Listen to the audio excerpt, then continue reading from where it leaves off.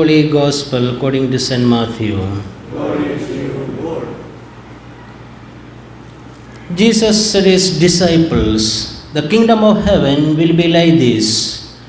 10 bridesmaids took their lamps and went to meet the bridegroom. 5 of them were foolish and 5 were sensible. The foolish ones did take their lamps, but they brought no oil, whereas the sensible ones took flasks of oil as well as their lamps. The bridegroom was late, and they all grew drowsy and fell asleep. But at midnight there was a cry, 'The bridegroom is here, go out and meet him.' At this, all those bridesmaids woke up and trimmed their lamps, and the foolish ones said to the sensible ones, 'Give us some of your oil, our lamps are going out.' But they replied, 'There may not be enough for us and for you. You had better go to those who sell it and buy some for yourselves.' They had gone off to buy it when the bridegroom arrived. Those who were ready went in with him to the wedding hall, and the door was closed. The other bridesmaids arrived later. 'Lord, Lord,' they said, 'open the door for us.' But he replied, 'I tell you solemnly, I do not know you. So stay awake, because you do not know either the day or the hour.'" The Gospel of the Lord. Praise to you, Lord Jesus Christ.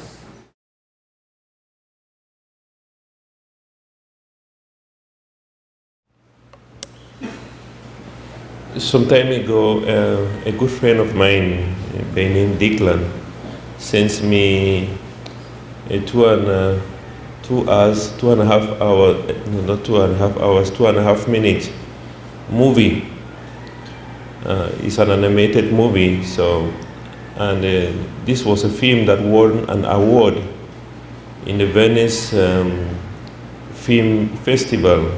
I'm not sure whether it was this year or some years ago, but this was created by a young man who was 20 years old. And in this movie, it's like I said, it's an animated movie, but it won an award, and it's just 2 minutes and 30 seconds, 2 minutes 29 seconds, 2.5 minutes. And in this film, just depicting what the social media is doing. So you find millions of people created these images, millions of people all walking with their heads bent down on their mobile phones and just moving. And then there is a little child trying to get their attention, trying to get the attention of the parents. The parents are sitting and eating, and their faces are all bent, their heads are all bent on their mobile phones. And the child is trying to get the attention of the parents, and he cannot get. And then there is a building which is on fire, and instead of people trying to rescue it, people are taking selfies to try to post that again.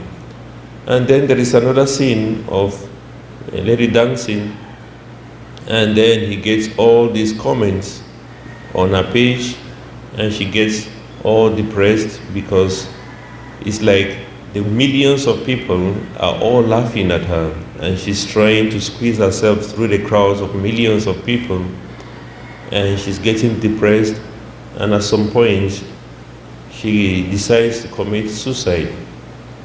And she's standing on top of a tall building. She's so afraid. She feels like she wants to fall, but also she's scared. And millions of people have their phones really raised up. And then this little boy is standing there and is trying to watch to see what is happening. He's trying to call out for help, but nobody is listening because everybody's phone is up. And then the girl decides to jump, and you can see the mobile phones coming down to the place where she falls, and they all make their shots, and everybody moves away, and they leave this little boy. And then in the end, you find everybody, these millions of people are all walking, they are still walking and going, and they do not realize that there is a cliff right in front of them. And as they are just going, they are falling into this cliff without realizing. And I thought, it's a very short movie. It's called L'Attrapeur. That is the name of that film, L'Attrapeur. It's an Egyptian film, but created by this 20-year-old boy. And so, what I made from that movie is, and the gospel today talks about the wise virgins and the foolish virgins, the parable of the 10 virgins, the wise ones and the foolish ones. And they had to wait, because like I said yesterday, the gospel concluded with, stay awake because you do not know the day or the hour. And today's gospel says the same thing. To stay awake means we have to wait. And to wait means that we need to have something that is going to sustain our waiting. And this is why Jesus uses the analogy of the oil. Those who brought oil with them, they have their lamps, but also extra oil with them. And the real question for us is, what is the oil that we have? Okay, what is the oil that is going to sustain us? Millions of people today feel it's the mobile phone, just like it's depicted in this movie, that this is what we need, this is what can keep us. Just imagine those moments that you have nothing doing. Okay, like you have nothing doing. What do you do during that moment that you have nothing doing? I will tell you, 90% of us will go to our mobile phones. Either we get entertainment, or either we start to play games, either we start to chat or do other things. Things like reading spiritual books is outdated. Things like reading magazines. I never saw people reading newspapers again. Things like praying the rosary, it's even very difficult to do that. Things like sitting before the Blessed Sacrament, it's never thought of. I mean, when we have the least free time, the only thing that we go to, and that tells us what our oil is. The oil that we use for the lamps, the oil that you use, if you know about the lamps that use oil, is very similar to the gasoline. But try to put gasoline to be an oil for your lamp. It's going to destroy everything. And it is true, people feel that these things are going to sustain us. That when we have a lot of things around us, it's going to sustain us. When we have free time, the only thing that can sustain us is our mobile phones, or chatting and all those things that is going to sustain us. Or the online games are going to sustain us. Or that even the wealth that we have, if we accumulate it, is going to sustain us. That our happiness is going to come even from our friends and all the things that we hold on to. And the truth is, they look like the oil that we need, but it's not really the real oil. And that is why, for this time that we have to stay awake, we have to keep waiting. But we have to wait with the real oil that is going to keep the lamp burning, that's going to keep the lamp burning. We must not be like the foolish virgins who came even with nothing to sustain them. Unfortunately, when the bridegroom came, they were not available because they had gone in search of that. When the bridegroom came, we are all on our mobile phones and we are falling off the cliff without realizing that we have spent all of our time on these mobile phones.